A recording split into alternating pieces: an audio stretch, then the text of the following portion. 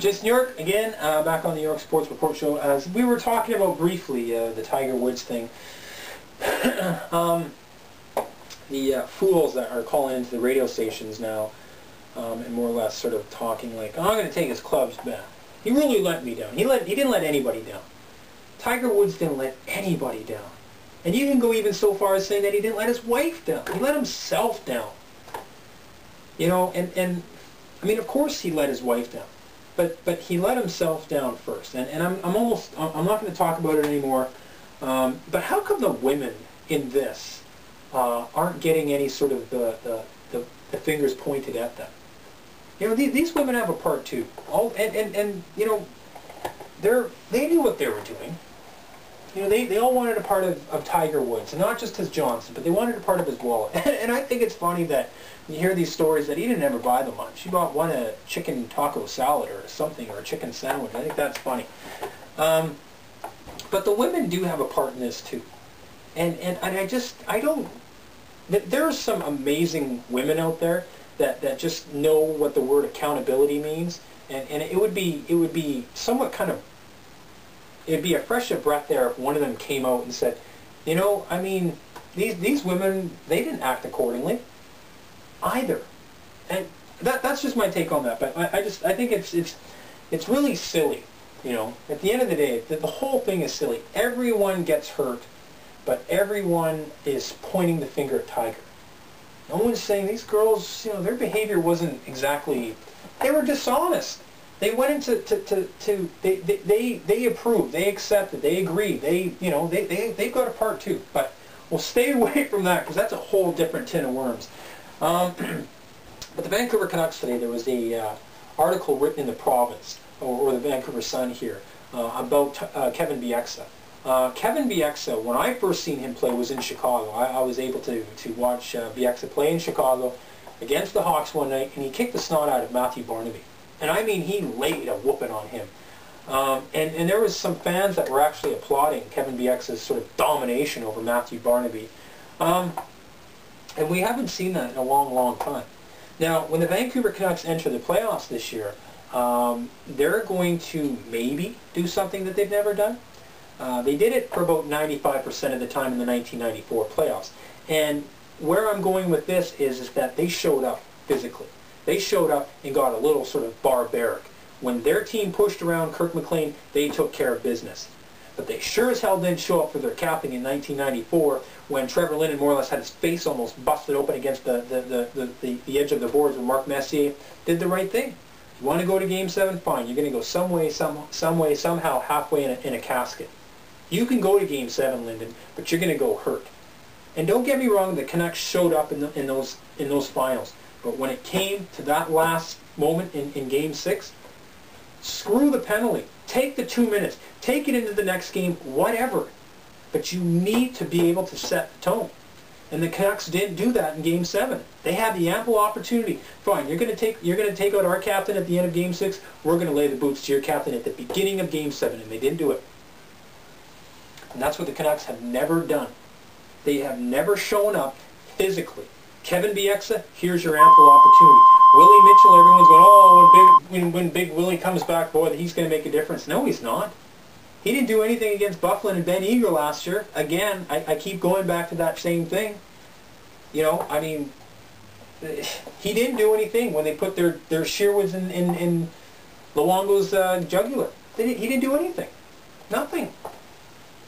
But here's Kevin Bieksa's, it's his opportunity now. And the bottom line is, it doesn't matter whether you go up against Dustin Brown, Dustin Bufflin, Ben Eager, Lidstrom or Holmstrom against Detroit. You know, it's going to be tough no matter who we face. Dustin Brown is a meathead. I mean, a hell of a hockey player. But at the end of the day, Kevin Bieksa needs to set the tone, and he needs to not do something stupid and dirty, but he needs to take care of business. He needs to set the tone. He needs to do that against Holmstrom of Detroit. You're going to stand in the crease? Fine. You're going to take a beating like never before. Never before have you ever suffered the way I'm going to treat you. You're going to stand in front of my goalie. I'm going to take care of business. That's the Kevin Bieksa we need. That's the Kevin Bieksa that needs to show up for the Vancouver Canucks. They're bang on right. In the paper today, I think it more or less kind of ended. This team can go as far as Kevin Bieksa can carry them on their shoulders, on his shoulders. And they're right. If Ben Eager and Adam Burish and Andrew Ladd and guys like Fraser get their way with Luongo, Hawks will win that series again. Guarantee it. Dustin Brown starts making havoc for Roberto Luongo and Kevin Bieksa does nothing, LA will have their way. And that's the way it's always been. So it's very interesting to see what Kevin Bieksa, what Kevin Bieksa is going to show up for the playoffs. Bottom line, Kevin Bieksa needs to show up. C-3PO needs to... Did I say that in the last show? He needs to wash his face. His face looks like the Super Bowl. You know, after everyone's kind of put their hands on the Super Bowl, you know, like after the first 20 minutes, like after Jim Nantz has given the Super Bowl to the owner. That's the one thing in the NFL I just find so stupid. Why do you give the Super Bowl to the owner?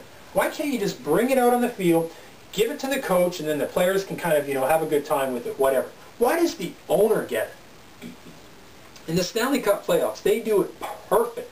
Perfect. And the NBA does it too. Here you go, owner. I mean, if anyone really wants to go back and have a good chuckle, go back and watch the LA Lakers when they received the trophy last year. Kobe Bryant's not happy. He doesn't get it for like at least 10 minutes. Stanley Cup, they do it right. The NHL, bang on, does it right. Steve Yzerman, come and get your cup. Boom, they give it to the captain. There's Steve Yzerman holding the Stanley Cup up.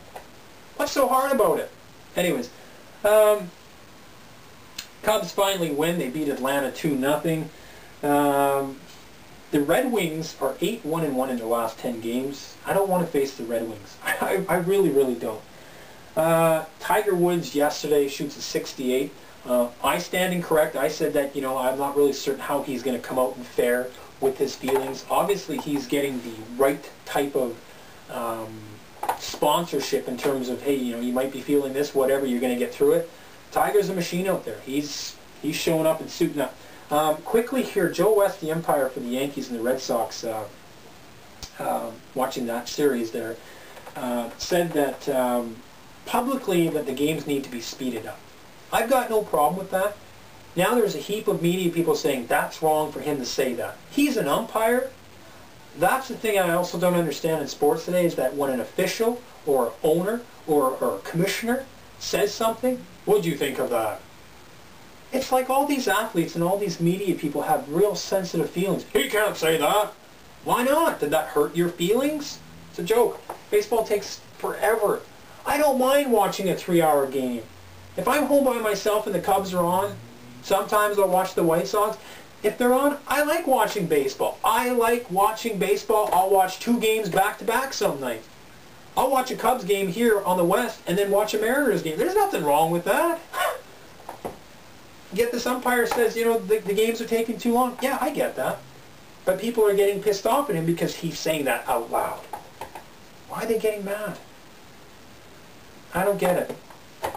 Anyways, Lindsay Lohan fell again. It's on YouTube. You can check it out.